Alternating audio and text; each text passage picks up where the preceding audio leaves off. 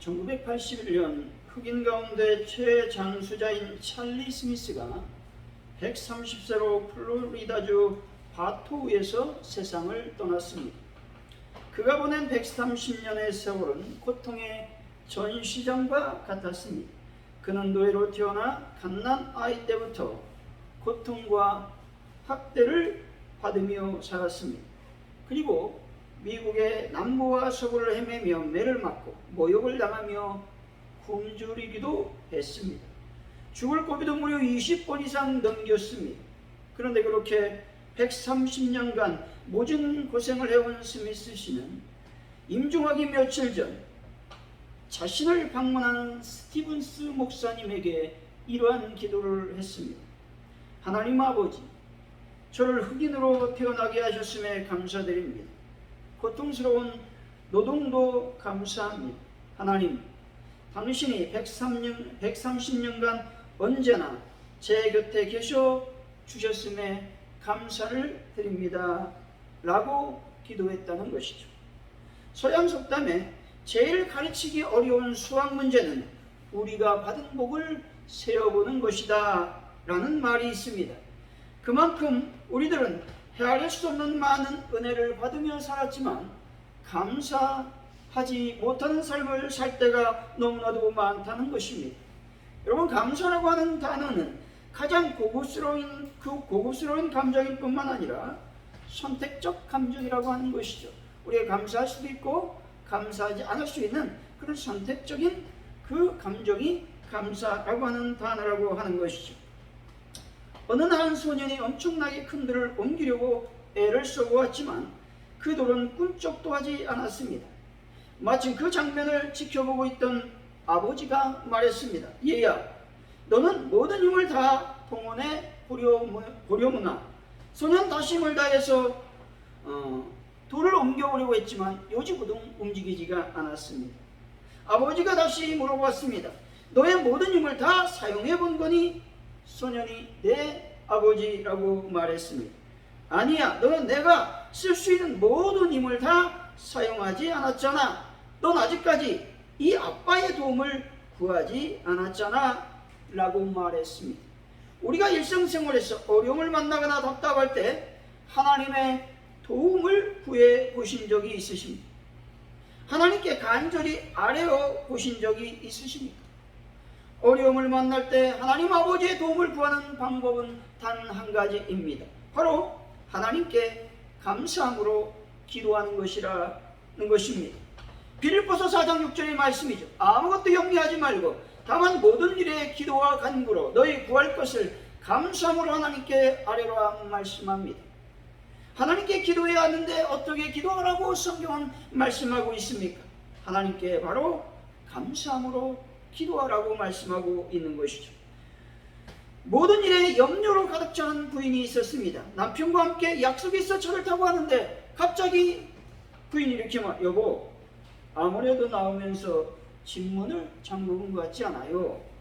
또 다음 날은 여보, 다리미 코드를 뽑지 않은 것 같아요.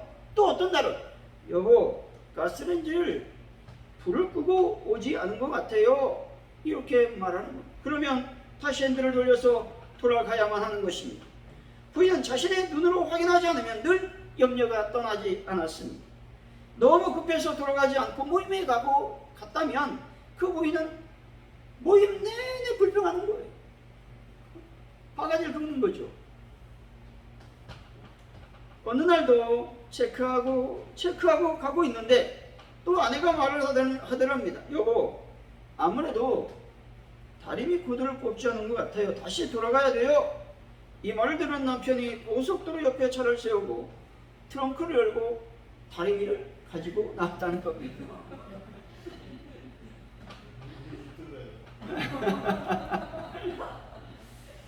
우리 인생 가운데 이런 염려와 걱정이 끊이지 않는다는 것이죠. 이럴 때 우리가 해야 되는 단어와 감정은 감사하는 것입니다. 사랑하는 성도 여러분, 어떤 상황에서도 하나님께 감사함으로 더욱 평강의 삶을 살아가는 분들이 되시기를 예수 이름으로 간절히 축원드립니다. 오늘 본문은 77절에 관한 규례의 말씀입니다. 77절은 보리 수확을 감사하여 지키는 절기로 초실절 이후 7주가 지난 다음 날 지켰습니다. 때문에 7.7절은 오순절과 맥주절로 불리기도 한다라고 하는 것이죠. 이 7.7절이 한국교회 전통으로 맥주 감사주일로 지키고 있습니다. 맥주 감사주일이 한국교회 전통이 된 것은 과거 혹독한 가난을 겪은 우리에게 보리 출세의 기쁨이 너무 컸기 때문에 그렇습니다. 누가 시킨 것도 가르친 것도 아닌데 자발적으로 한국교회 곳곳에서 드리기 시작한 감사가 계속해서 우리 민족의 고유한 감사 절기가 되었다라고 하는 것이죠. 오직 쌀을 주식으로 겨울을 보낸 우리 조상들은 초여름 보리를 추수할 때까지 가장 배고픈 시절을 보냈습니다. 이때 바로 춘공기라고 불리는 보릿고개인데 긴 겨울을 굶주림에 시달리며 보리가 자라기만 기다리고 견뎠다는 것이죠. 마침내 보리가 익어 추수할 때 살아남은 성도들은 제일 먼저 보리를 들고 하나님께 눈물의 감사 예배를 드렸다는 것이죠. 신학적 근거도 약하고 역사적 전례도 없는 맥주 감사절이 한국교회 토착화된 것은 바로 이런 시대적 배경을 갖고 있습니다. 세상에서 가장 가난했던 우리나라였습니다. 그 가난의 상징이었던 보릿고개를 넘기고 눈물의 감사 예배를 드렸던 우리들이었습니다. 신앙 선배들이 한마음으로 만든 한국교회의 아름다운 전통 맥주 감사절을 우리가 계속 지켜나가는 것이 마땅하다라는 것입니다. 우리 민족은 지난 수세기 동안 보릿고개를 넘기면서 고난을 잊고 이루어졌다는 것이죠. 우린 수많은 사람들이 죽음 속에서도 살아남아 있도록 큰 풍요를 누리게 된 것에 대해서 늘 감사해야만 되는 것입니다. 사랑하는 성도 여러분, 감사함으로 하나님의 나라와 그의 의를 구하는 귀한 분들이 되시기를 예수 이름으로 간절히 축원드립니다. 오늘 말씀을 통해서 감사라고 하는 제목으로 어떻게 하면 감사를 할 수 있을지 하나님의 은혜를 나누도록 하겠습니다. 첫 번째, 우리는 자원하는 예물을 가지고 하나님께 감사해야만 된다고 성경은 말씀합니다. 10절의 말씀이죠. 한번 읽어봅니다. 시작. 내 하나님 여호와 앞에 7절을 지키되 내 하나님 여호와께서 내게 복을 주신 대로 내 힘을 헤아려 자원하는 예물을 드리고. 아멘.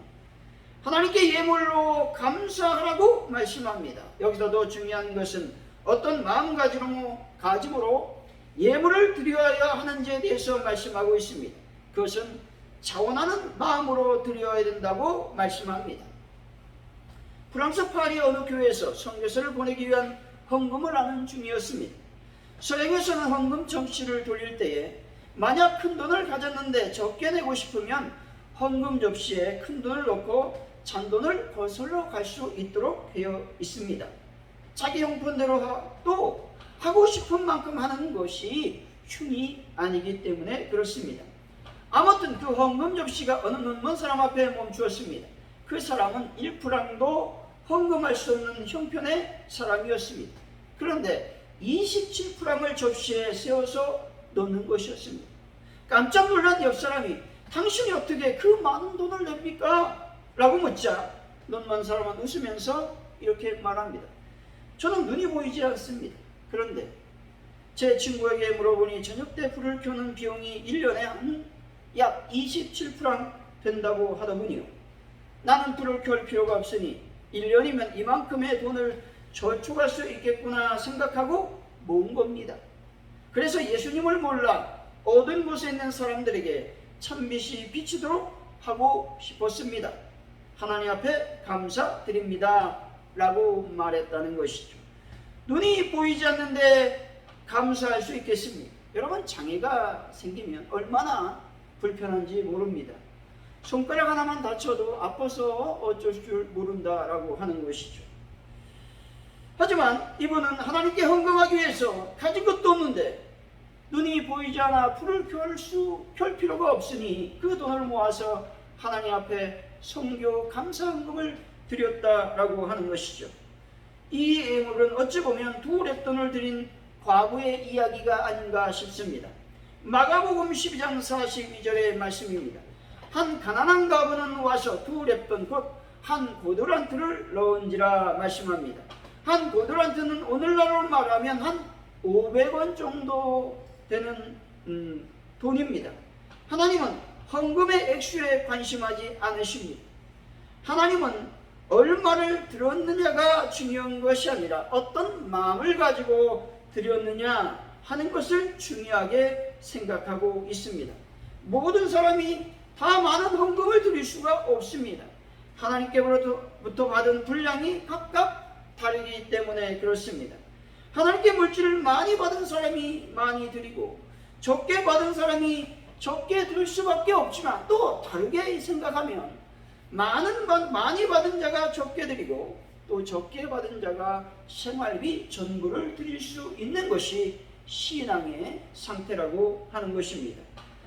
하나님께서 주신 형편대로 또 믿음에 따라서 자원하여 하나님께 감사함으로 드리면 된다는 것이죠. 신명기 16장 17절의 말씀입니다. 각 사람이 내 하나님 여호와께서 주신 복을 따라 그 힘대로 드릴지니라 말씀합니다. 하나님께서 주신 대로 힘을 다하여 예물을 드리면 된다는 것입니다. 어떤 가난한 사람이 빚을 내서 예물을 드린다고 우리들은 그 사람을 욕할 수가 없습니다. 왜냐하면 믿음의 정도가 다르기 때문에 그렇다라고 하는 것이죠. 받은 대로 주신 것에 대해서 감사한 만큼 하나님께 드릴 수 있다라고 하는 것입니다. 자신의 형편대로 또 최선을 다해서 감사함으로 드리면 그것이 하나님이 받으시는 합당한 예물이 될 수 있다고 말씀하고 있는 것입니다. 마가복음 12장 44절의 말씀입니다.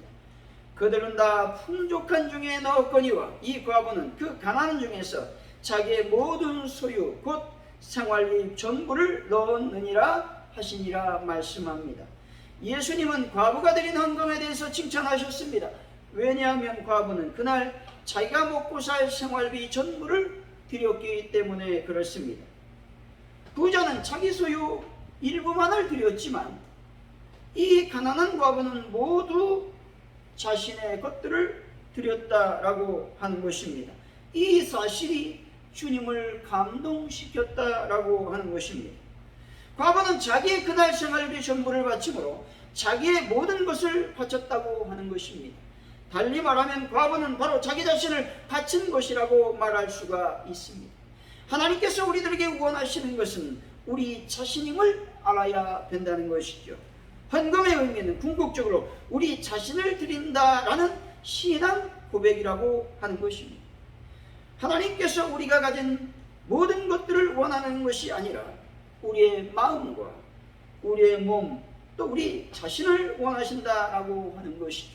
그러므로 우리는 하나님께 우리의 몸과 마음을 온전히 드려야 된다는 것입니다. 하나님께 예물을 드릴 때 억지로가 아닌 자원하여 예물을 드리는 분들이 되시기를 바랍니다. 이럴 때 하나님께서 기뻐 받으신다라는 것입니다. 사랑하는 성도 여러분, 날마다 죽어줌으로써 자원하여 하나님께 자신을 드림으로 하나님께 칭찬받는 귀한 분들이 되시기를 예수 이름으로 간절히 축원드립니다. 둘째로 즐거운 마음으로 하나님께 예물을 드려야 된다고 말씀합니다. 11절이죠. 한번 읽어봅니다. 시작.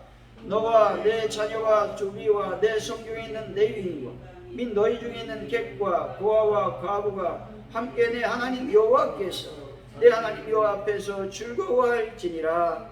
아멘. 안 돼?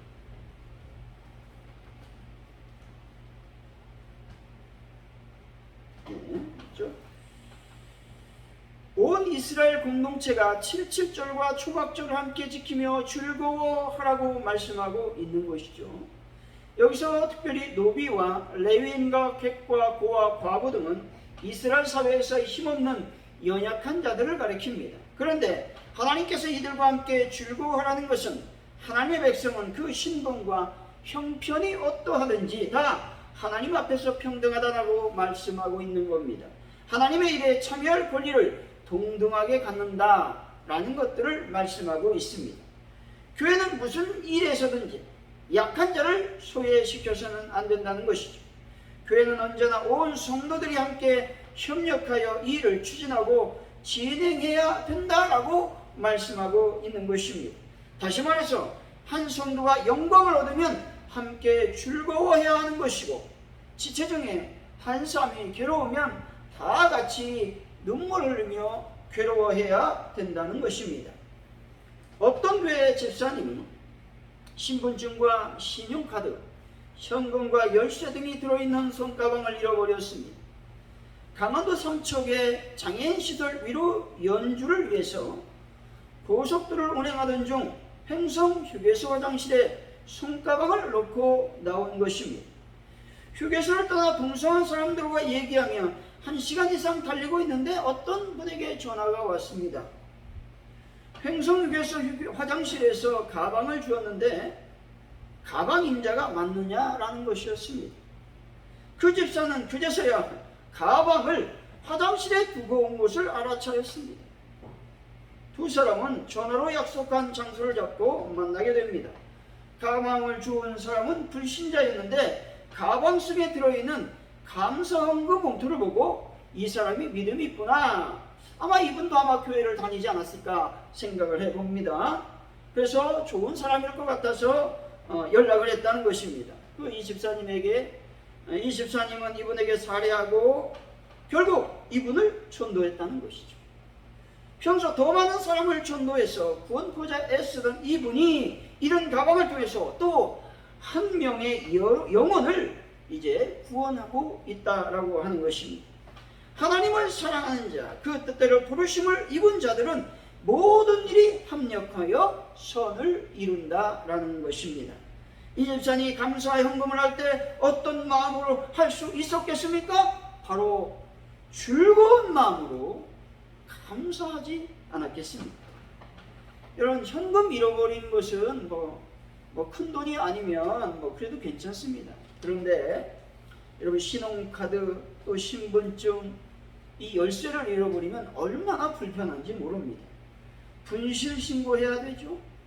또 신분증 재발급 받으려면 경찰서에 가야 되지, 또 사진도 찍어야 되지, 기타 등등 여러 가지 복잡한 어떤 일들이 많이 일어난다라고 하는 것입니다.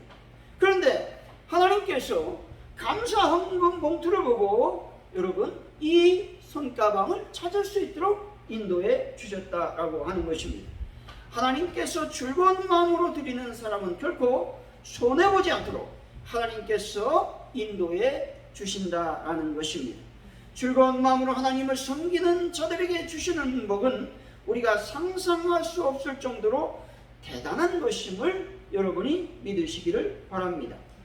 역대상 29장 14절의 말씀입니다. 나와 내 백성이 무엇이기에 이처럼 즐거운 마음으로 드릴 힘이 있었나이까?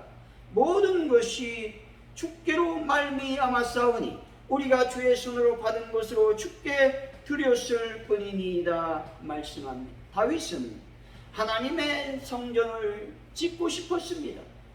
하지만 하나님께서 거절하셨죠. 그래서 나는 성전을 건축할 수 없으니 성전 건축의 모든 재료를 준비하라고 말씀하고 있는 것입니다. 그때에 하나님께 다윗은 불평하지 않았습니다. 감사함으로 훗날 성전의 모든 재료를 즐거운 마음으로 여러분 드렸다라고 하는 것입니다. 다윗이 성전을 짓는 건축 준비를 하면서 얼마나 즐겁고 행복했는지 모른다고 성경은 말씀하고 있는 것이죠. 여기서 즐거움이라고 하는 말은 헌신하다, 즐거이 드리다 라는 의미가 있습니다. 이스라엘 백성들은 즐거운 마음으로 하나님께 드렸다라고 하는 것이죠. 이것은 자발적으로 기꺼이 나와서 동참했다라는 말도 포함하고 있는 말입니다. 즐거운이라고 하는 말이 자원하다라는 말도 포함되어 있다라고 하는 것이죠. 이 세상의 모든 것이 창조주 하나님의 것이며 우리 몸도 하나님께서 그리스도의 핏값으로 사신 바 되었다라고 하는 것입니다. 때문에 우리의 할 일은 오직 하나님께 영광이 되도록 즐거운 마음으로 물질과 우리의 재능을 드려야 되는 것이죠.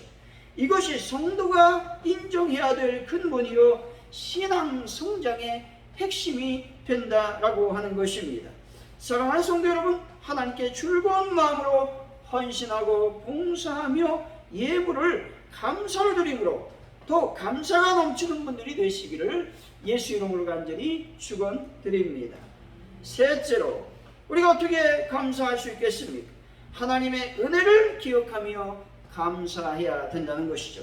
12절의 말씀이죠. 한번 읽어봅니다. 시작. 너는 애굽에서 종되었던 뜻을 기억하고 이 규례를 지켜 행할지니라. 아멘.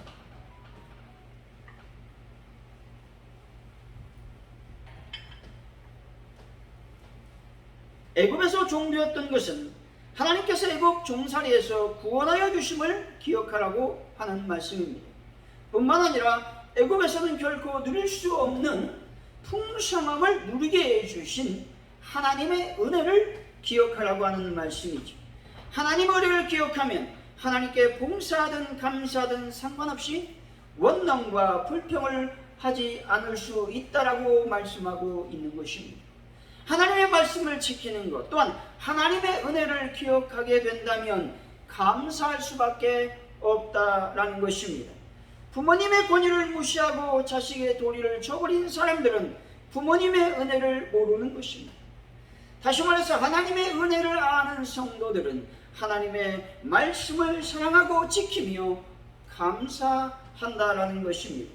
특별히 하나님의 은혜를 기억하는 성도들은 하나님께 기쁘고 즐거운 마음으로 예물을 드릴 수 있다라는 것입니다. 스탠리가 쓴 책 헌금의 기쁨이란 책이 있습니다. 스탠리는 어릴 때부터 훌륭한 부모님 밑에서 자라나면서 그는 11조 훈련을 받게 됩니다. 그의 어머니는 깨끗한 돈 10개를 바꾸어서 용돈을 주게 됩니다. 하나님 앞에 기도하며 먼저 하나님 것을 떼게 하고 나머지 것을 가지고 쓰도록 만들었습니다. 젊은 시절 이분이 사업을 했는데 사업이 얼마나 번창하는지 모릅니다. 그런데 언제부턴가 헌금하는 그 마음이 부담감이 생기는 겁니다. 여러분, 만원 받았을 때 1,000원 하는 것은 괜찮습니다. 여러분, 100만원 벌었을 때 10만원 11조 하는 거 괜찮습니다. 그런데 10억을 벌어보세요. 1억 11조 하기가 쉽지 않습니다. 100억을 벌어보세요. 여러분, 10억 하기가 쉽지가 않다라고 하는 것입니다. 이때 스탠리 이분이 생각하는 겁니다. 왜 내가 하나님의 축복을 받아서 많은 재물을 얻어서 11조를 해야 되는데, 헌금을 해야 되는데 이렇게 마음에 부담감이 생기고 갈등이 생기는가 고민 기도하다가 내가 하나님 앞에 죄를 짓고 있구나 라고 회개 기도를 했다라고 하는 것이죠. 그때부터 하나님께 예물 드리는 것이 아깝지 않았다라고 그는 고백하고 있는 것입니다.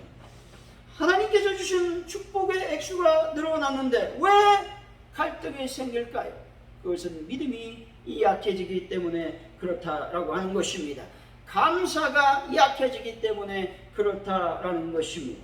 하나님께서 베푸신 은혜를 기억했더라면 그분은 그 갈등 없이 하나님께 감사로 예물 드리며 11조를 드렸을 것입니다. 그런데 하나님의 축복이 임하여 많은 재물을 얻었는데 하나님을 기억하지 아니하고 자신의 노력만 생각하니 하나님의 은혜를 잊어버리게 되었다는 것이죠. 때문에 감사를 잃어버리게 되었다라고 하는 것이죠. 하나님의 은혜를 잊어버리면 결코 우리들은 감사할 수 없다라고 하는 것이죠. 결론적으로 말하면 모든 일에 우리가 감사하려면 먼저 자원하는 마음으로 예물을 드려야 됩니다. 또 즐거운 마음으로 하나님께 나아가야 됩니다. 뿐만 아니라 하나님의 은혜를 기억하며 하나님께 헌신과 봉사를 해야만 된다는 것입니다. 사랑하는 성도 여러분, 날마다 즐겁고 기쁜 마음으로 하나님께 자원하여 감사하고 헌신과 봉사하는 분들이 다 되시기를 예수 이름으로 간절히 축원드립니다. 기도합니다. 할렐루야. 하나님 감사합니다. 오늘 주님의 귀한 말씀을 주셨사오니 우리가 어떻게 감사할 수 있습니까? 먼저 하나님 자원하는 마음으로 하나님께 예물하게 하시고 또한 기쁘고 즐겁고 하나님 은혜를 기억하며 헌신하며 봉사할 수 있도록 인도하여 주옵소서. 하나님 감사합니다. 예수님의 이름으로 기도하옵나이다. 아멘.